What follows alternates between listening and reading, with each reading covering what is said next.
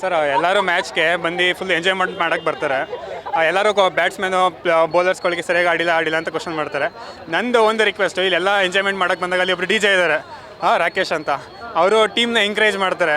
ಅಲ್ಲಿ ಬ್ಯಾಟ್ಸ್ಮನ್ ಒಬ್ಬ ಬ್ಯಾಟಿಂಗ್ ಆಡಬೇಕಾದ್ರೆ ಅವ್ರಿಗೆ ಎಷ್ಟು ಕಾನ್ಸಂಟ್ರೇಷನ್ ಬೇಕು ಅಂತ ಅದು ಇಂಪಾರ್ಟೆಂಟು.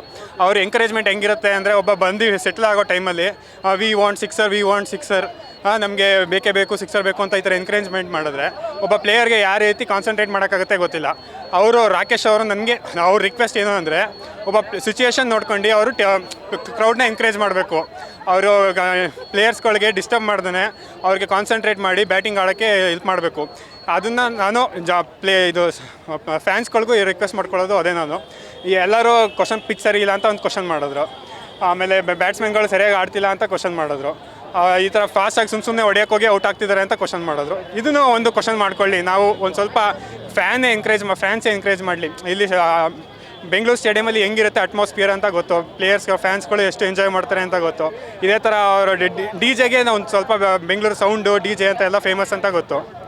ಸೊ ನಾವು ಒಂದು ರಿಕ್ವೆಸ್ಟ್ ಏನು ಅಂದರೆ, ಒಂದು ಮ್ಯಾಚ್ ಆದರೂ ಒಂದು ಸ್ವಲ್ಪ ತಾಳ್ಮೆಯಿಂದ, ಅಂದರೆ ಬರೀ ಕ್ರೌಡ್ ಶಬ್ದದಿಂದ ಎಂಕರೇಜ್ ಮಾಡಿ ಪ್ಲೇಯರ್ಸ್ಗಳಿಗೆ, ಆ ಥರ ಮಾಡಿದ್ರೆ ಬೆಸ್ಟು. ಈಗ ಇನ್ನೊಂದೇನು ಅಂದರೆ, ಒಬ್ಬ ಪ್ಲೇಯರ್ಸ್ಗಳು ಬರ್ತಾನೆ ಸರ್, RCB ಫ್ಯಾನ್ಸ್ಗಳೆಲ್ಲ ಬರೀ RCB ಅಂತ ಕಿರ್ಚ್ತಾರೆ. ಕೊಹ್ಲಿ ಬಂದರೆ ಕೊಹ್ಲಿ ಅಂತ ಕಿರ್ಚ್ತಾರೆ. ಅದನ್ನ ಬಿಟ್ಟು ಯಾರು ಒಬ್ಬ ದೇವದತ್ ಪಡಿಕ್ಕಲ್ ಬಂದಾಗ DDP ಅಂತ ಕಿರ್ಚಿದಾರ, ಜಿತೇಶ್ ಶರ್ಮಾ ಬಂದಿದಾಗ ಜಿತೇಶ್ ಶರ್ಮಾ ಅಂತ ಕಿರ್ಚಿದಾರ. ಈ ಥರ ಒಂದೊಂದು ಪ್ಲೇಯರ್ಗೂ ಒಬ್ಬೊಬ್ಬರು ಅದೇ ಥರದ ಎಂಕರೇಜ್ಮೆಂಟ್ ಬೇಕು ಸರ್.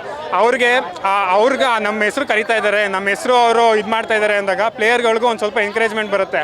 RCB ಅನ್ನೋದು ಒಂದು ತಂಡವಾಗಿ ಅದು ಬಿಂಬಿಸಿದ್ರೆ, ಒಬ್ಬ ಪ್ಲೇಯರ್ಗೆ ಸ್ವಯಂವಾಗಿ ಅಂದರೆ ವೈಯಕ್ತಿಕವಾಗಿ ಅವ್ನಿಗೆ ಹೆಂಗೆ ಇನ್ಸ್ಪೈರ್ ಮಾಡಬೇಕು ಅಂದರೆ, ಅದು ಅವ್ರ ಹೆಸರು ಮುಖಾಂತರ ಒಂದು ಸ್ವಲ್ಪ RCB ಅವ್ರು ಎನ್ಕರೇಜ್ ಮಾಡಿದ್ರೆ ಬೆಸ್ಟು.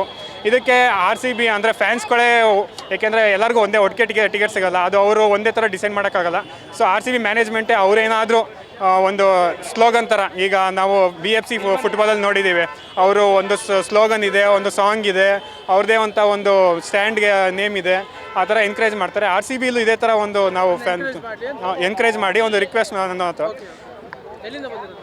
ಸರ್, ಮಂಡ್ಯದಿಂದ. ನಾವು ನಾರ್ತ್ ಕರ್ನಾಟಕದಿಂದ, ಬಟ್ ಇಲ್ಲಿ ಸ್ಟೇ ಇರೋದು ಬೆಂಗಳೂರಲ್ಲೇ, ಜಾಬ್ ಮಾಡ್ಕೊಂಡಿರೋದು. ಇವತ್ತು ಅಫ್ಕೋರ್ಸ್ RCB ನಮ್ಮದು, RCB 100% ವಿನ್ ಆಗಲೇ ಆಗುತ್ತೆ. ಹ್ಯಾಟ್ರಿಕ್ ಸೋತಿದ್ದಾರೆ, ಬಟ್ ಈ ಮ್ಯಾಚ್ ಅವ್ರಿಗೆ ಕವರ್ ಮಾಡ್ಕೊಂಡ್ಬಿಟ್ಟು ಈ ಹೋಮ್ ಗ್ರೌಂಡಲ್ಲಿ ಅವ್ರದ್ದೊಂದು ವಿನ್ ಆಗ್ತಾರೆ ಅಂತ ಈ ಟೈಮ್ ಆಗ್ತಾರೆ ವಿನ್ನು. ಈ ಮ್ಯಾಚಲ್ಲಿ ಆಗ್ತಾರೆ ವಿನ್ 100%. ಪ್ರತಿ ವರ್ಷ RCB ಬೌಲಿಂಗ್ ಚೆನ್ನಾಗಿರಲ್ಲ ಅನ್ಸುತ್ತಿತ್ತು, ಈ ವರ್ಷ ಚೆನ್ನಾಗಿದೆ ಅನ್ಸುತ್ತೆ. ಈ ವರ್ಷ ಚೆನ್ನಾಗಿದೆ. ಜಾಸ್ ಬಂದಿದ್ದಾರೆ, ಆಮೇಲೆ ನಮಗೆ ಇವರು ಇದ್ದಾರೆ, ಕುನಾಲ್ ಪಾಂಡೆ ಬೌಲಿಂಗ್ ಚೆನ್ನಾಗಿ ಮಾಡ್ತಿದ್ದಾರೆ. ಆಫ್ಟರ್ ದ್ಯಾಟ್ ಇವರು ಬಂದಿದ್ದಾರೆ, ಲಾಸ್ಟ್ ಮ್ಯಾಚಲ್ಲಿ ಶೆಫರ್ಡ್ ಬಂದಿದ್ದಾರೆ, ಅವರು ಬೌಲಿಂಗ್ ಚೆನ್ನಾಗಿ ಮಾಡ್ತಿದ್ದಾರೆ. So we hope better wickets on this ground, ಚೆನ್ನಾಗಿ ಮಾಡ್ತಾರೆ ಅಂತ. RCB ಕೌಂಟರ್ ಕೊಡೋ ಟೀಮ್ ಯಾವುದಾಗಿರೋದು ಇವತ್ತು? RCB ಕೌಂಟರ್ ಕೊಡೋ ಟೀಮ್ ಅಂದರೆ ಅವ್ರ ಜೊತೆ ಸೆಮಿಫೈನಲ್ ಇದು ಫೈನಲ್ ಇವಾಗ ನೋಡಿದ್ರೆ ಮುಂಬೈ ಥರ್ಡ್ ನಂಬರ್ ಬಂದಿದೆ ಸ್ಪಾಟ್ಗೆ ನಿನ್ನೆ. ಸೊ ಇವಾಗ ನಾವು RCB ಮ್ಯಾಚ್ ಗೆದ್ದರೆ ನಾಳೆ ನಾವು ಮೇಲೆ ಹೋಗ್ತೀವಿ ಇವಾಗ.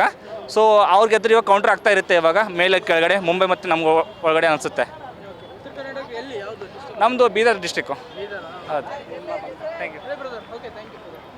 ನಾವು ರಾಯಚೂರಿಂದ ಬಂದಿದ್ದೀವಿ. ಕಂಟಿನ್ಯೂಗೆ RCB 3 ಸಲ ಸೋತಿದೆ, ಆದರೂ ಪರವಾಗಿಲ್ಲ. 60 ಸೋತರೂ ಪರವಾಗಿಲ್ಲ, ಪಕ್ಕ RCB ಗೆಲ್ಲುತ್ತೆ. Only favour RCB. ಎಷ್ಟು ಬರ್ಬೋದು ಸ್ಕೋರ್? ಮಿನಿಮಮ್ ಒಂದು 250 ಪ್ಲಸ್ ಬರುತ್ತೆ. ಇವತ್ತು ವಿರಾಟ್ ಆಡ್ತಾನೆ, ಚೆನ್ನಾಗಿ ಆಡ್ತಾನೆ.